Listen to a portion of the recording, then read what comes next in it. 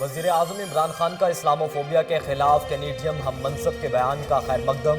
وزیر اعظم نے ٹویٹر پیغام میں کہا کہ جسٹن ٹروڈو نے خصوصی نمائندہ مقرر کرنے کا خوش آئند ہے۔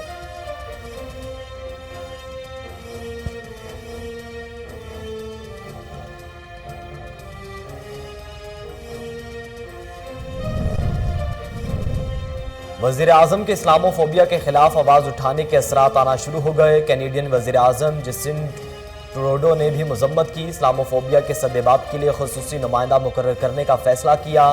وزیر مملکت بلائے اطلاعات فاروق حبیب کا ٹویٹ۔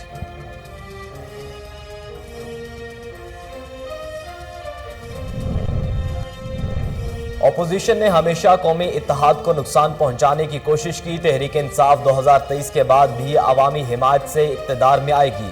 وزیر اعلیٰ پنجاب عثمان بزار کہتے ہیں پاکستان کو اس وقت اتحاد کے ذریعے ہی آگے لے جایا جا سکتا ہے۔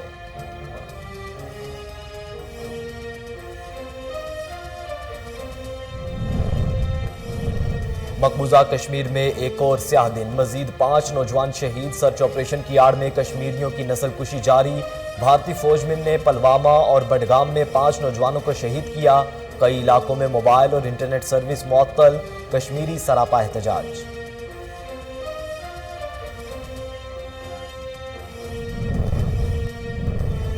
ملک میں کرونا وبا کے وار جاری، گزشتہ 24 گھنٹوں کے دوران مزید 29 افراد جاں بحق۔ این سی او سی کے مطابق پاکستان میں کرونا مثبت کیسز کی شرح 12.46% ریکارڈ کی گئی، اموات کی مجموعی تعداد 29,248 ہو گئی۔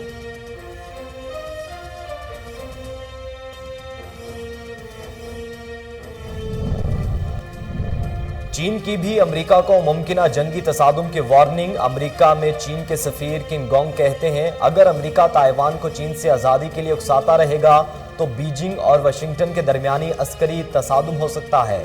آبنائے تائیوان کی اعتراف بسنے والے چینی باشندے ہیں۔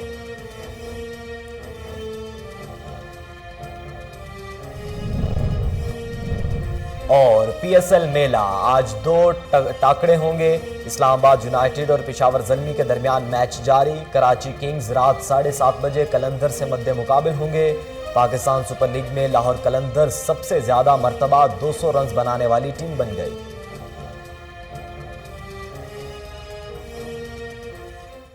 بسم اللہ الرحمن الرحیم، السلام علیکم۔ کوہ نور نیوز کے ساتھ میں ہوں محمد احمد علی۔ ہیڈ لائنز آپ جان چکے، بلیٹن کے آغاز میں آپ کو بتائیں کہ وزیر اعظم عمران خان نے اسلاموفوبیا کے خلاف کینیڈیم ہم منصب کے بیان کا خیر مقدم کیا ہے۔ وزیر اعظم نے ٹویٹر پیغام میں کہا کہ جسٹن ٹروڈو کے اسلاموفوبیا پر مذمتی بیان کا خیر مقدم کرتا ہوں۔ کینیڈین وزیر اعظم کا اسلاموفوبیا سے نمٹنے کے لیے خصوصی نمائندہ مقرر کرنا خوش آئند ہے۔ اسلاموفوبیا کے خاتمے کے لیے مشترکہ کوششوں کو تیز کرنا ہوگا۔ جسٹن ٹروڈو کا بروقت اقدام اس مطالبے کی حمایت کرتا ہے جو میں دہراتا رہا ہوں۔ اور ناظرین، وزیر مملکت برائے اطلاعات فاروق حبیب کا اپنے ٹویٹ میں کہنا ہے کہ وزیر اعظم کے اسلاموفوبیا کے خلاف آواز اٹھانے کے اثرات آنا شروع ہو گئے۔ کینیڈین وزیر اعظم جسٹن ٹروڈو نے بھی اس کی مذمت کی ہے اور اسلاموفوبیا کے سدباب کے لیے خصوصی نمائندہ مقرر کرنے کا فیصلہ کیا ہے۔ وزیر اعلیٰ پنجاب عثمان بزار نے کہا ہے کہ اپوزیشن رہنماؤں نے ہمیشہ قومی اتحاد اور یکجہتی کو نقصان پہنچانے کی کوشش کی، تحریک انصاف 2023 کے بعد بھی عوامی حمایت سے اقتدار میں آئے گی۔ پاکستان کو اس وقت اتحاد کے ذریعے ہی آگے لے جایا جا سکتا ہے۔ وطن کی مٹی ہم سب سے ذاتی اختلافات چھوڑ کر ایک ہونے کا تقاضا کرتی ہے۔ بدقسمتی سے اپوزیشن قومی یکجہتی کے منافی ایجنڈا لے کر چل رہی ہے۔ موجودہ حالات کو پس پشت ڈال کر اپوزیشن نے منفی سیاست کی اور اپنی ساکھ کو تباہ کیا۔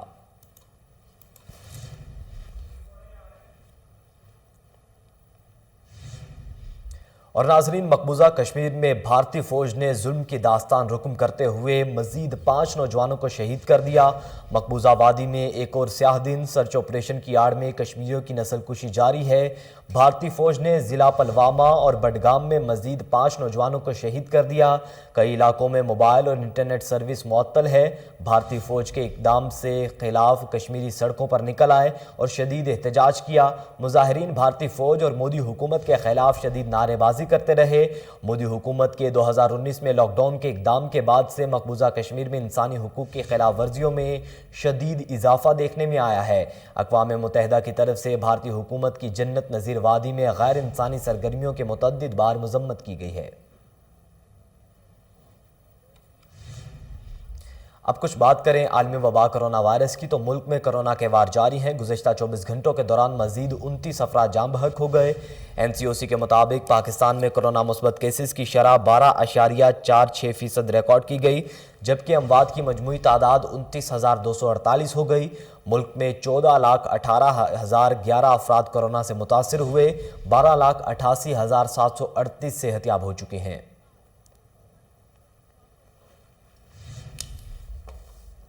روس کے ساتھ کشیدگی کے بعد چین نے بھی امریکہ کو ممکنہ جنگی تصادم کی وارننگ جاری کر دی۔ امریکہ میں چین کے سفیر کنگ گونگ نے ایک انٹرویو میں کہا کہ اگر امریکہ اسی طرح تائیوان کو چین سے آزادی کے لیے اکساتا رہے گا تو بیجنگ اور واشنگٹن کے درمیان عسکری تصادم ہو سکتا ہے۔ ابنائے تائیوان کے اطراف بسنے والے چینی باشندے ہیں۔ چین تائیوان کے دوبارہ الحاق کے لیے ہر ممکن اقدام اٹھائے گا۔ واضح رہے کہ یوکرائن کے محاذ پر روس اور امریکہ پہلے ہی آمنے سامنے ہیں اور جنگی تیاریاں زور و شور سے جاری ہیں۔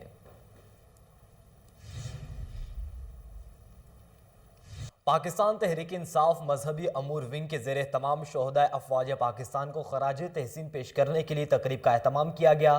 ترجمان PTI مذہبی امور ونگ علامہ اصغر عارف چشتی، ممبر قانون ساز اسمبلی آزاد کشمیر دیوان غلام محی الدین نے خصوصی شرکت کی۔ تقریب میں قبلہ سید اویس الرحمن گیلانی، مولانا افضل حیدری، قبلہ قاسم علی قاسمی، مفتی شہباز عالم فاروقی، پنڈت بھگت لال کھوکھر، سجاد حسین سمیت دیگر شخصیات نے بھی شرکت کی۔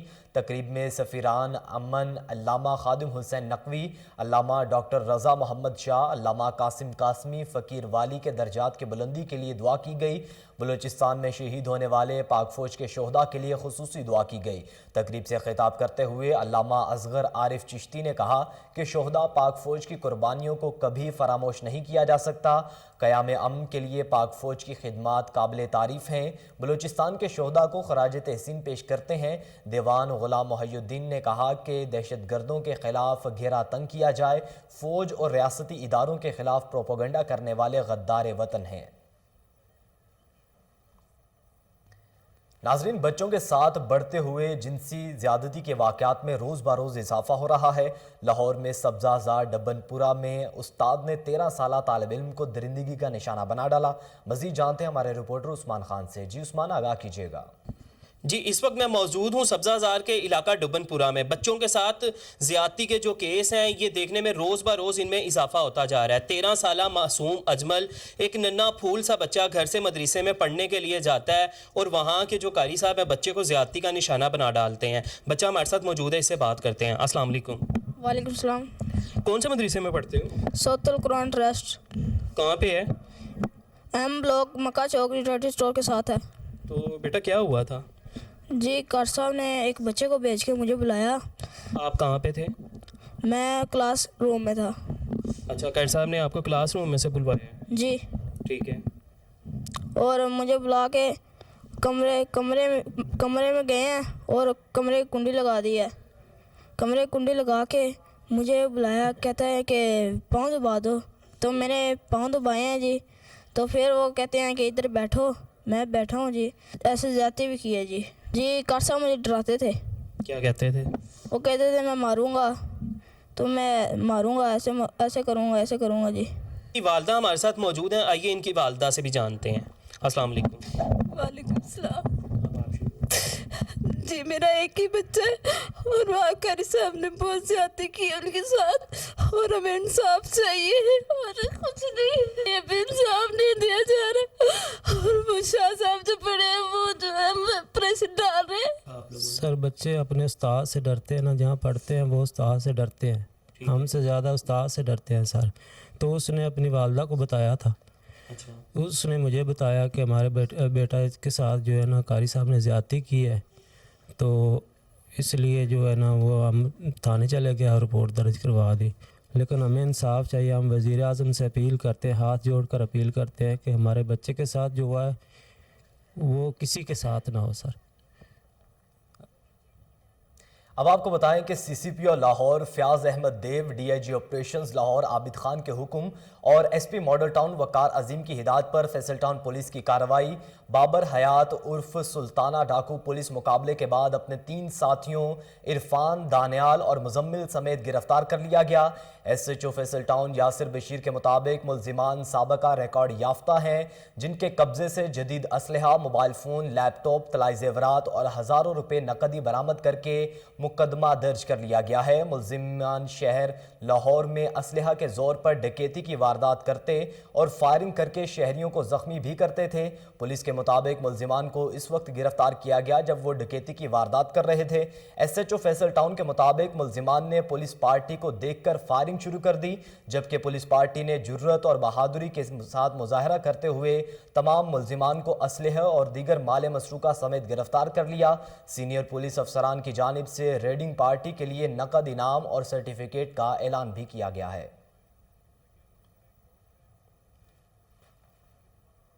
ناظرین، لاہور میں ہفتہ صفائی مہم کا آج چوتھا روز. ڈپٹی کمشنر لاہور عمر شیر چٹھا کی ہدایت پر سب رجسٹرارڈ فیلڈ میں متحرک ہو چکے ہیں. صفائی انتظامات کی مانیٹرنگ کی جا رہی ہے. سب رجسٹرار زون فرح دیبا، حافظ عمران، شوکت سدھو، مصطفیٰ ملک، اشفاق خان، منور حسین، ظہور حسین اور سب رجسٹرار شفیق احمد نے اپنے اپنے مقررہ کردہ علاقوں میں صفائی ستھرائی کے انتظامات کو مانیٹر کیا. ڈی سی لاہور کہتے ہیں LWMC کے اہلکار کوڑا کرکٹ اور گندگی کے ڈھیر کو اٹھانے کے عمل کو جاری رکھے ہوئے ہیں. نیوز بلیٹن سے فی الوقت اتنا ہی. مزید باخبر رہنے کے لیے دیکھتے رہیے کوہ نور نیوز.